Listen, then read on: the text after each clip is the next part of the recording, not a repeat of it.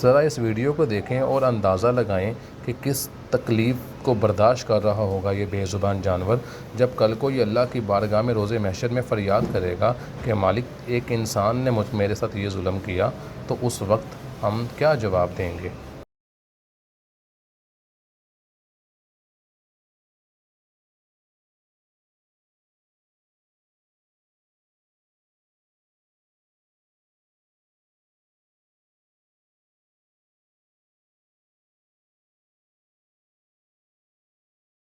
صرف 4 لوگوں نے حضرت صالح علیہ السلام کی اونٹنی کو مارا تھا اور عذاب پوری قوم پر آیا۔ کانگڑ میں نامعلوم افراد نے کلہاڑی کے وار سے اونٹ کو زخمی کر دیا۔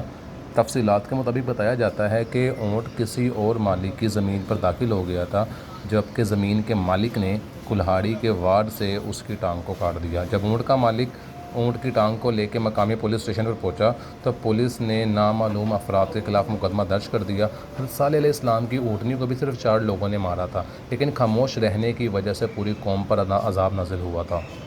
کتنی تکلیف، کتنی اذیت سے وہ جانور گزرا ہوگا جس کی ٹانگ کو صرف اس لیے کاٹا گیا کہ وہ اپنی پیٹ کی بھوک کو مٹا رہا تھا۔ اللہ تعالی ہمیں ہدایت عطا فرمائے۔